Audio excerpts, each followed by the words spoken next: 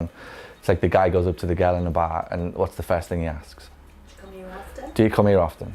Does he fuck want to know? Like, do you think he wants to know if she comes here often? Like, he does not want to know if you come here often. He wants to know a hell of a lot more than do you come here often. He just doesn't know where to start the conversation. And what happens if he asks, do you come here often? She says no. Oh yes. And it's like, well, where do you go from?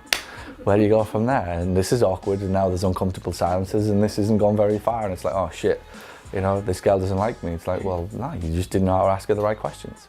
And it's kind of pretty true of patients. They just don't know how to ask the right questions.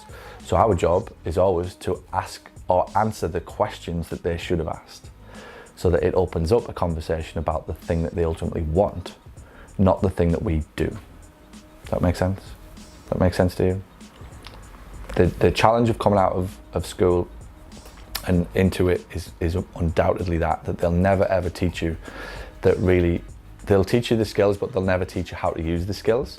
And for what I see, so many practitioners are obsessed with more and more skills, and the zero thought goes into actually applying the skills and how I'll present what I've got in terms of my skills to a patient so that it can actually be used.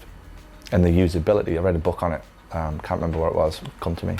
But I read a book on it, and it was that real experts are more interested with their usability of their knowledge rather than acquiring more knowledge. So what you see in society is like people just going to school, back to university, back to university, back to university, back to university, right?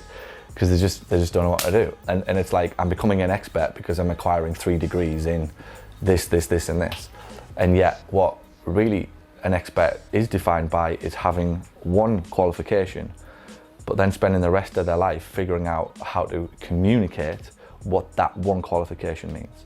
So by the end of their life, 20% of their time has been spent getting the qualification or getting the skill, but 80% of their life has been spent figuring out how to communicate the skill so that it can actually be used. And if you look around what's happening, that's really true of society. The people are acquiring more and more skills. I don't see a shortage of people with degrees and with skills and with something to offer the world, but I do see a shortage of people who cannot communicate what that skill means to the person that they're speaking to, whether that be an employer. Like they should, after you finish a degree, spend a year with you going, all right, we've just taught you all of this stuff. Now let's spend a year with you actually teaching you how to communicate with somebody so that you can actually use it and you'll get some value out of the 30 grand you just probably invested in getting a degree these days. So it's always the communication, and that's a lesson, reminders to us all that ultimately at the heart of good customer service, at the heart of getting somebody to do the thing that we need them to do to get the outcome that they want, is questions, always, talking less, listening more, and having them tell you beyond the ankle problem, the knee problem, the back problem, what it is ultimately that they want.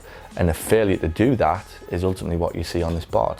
So that's how that's how it becomes relevant. One way or another, it's all dressed up under communication.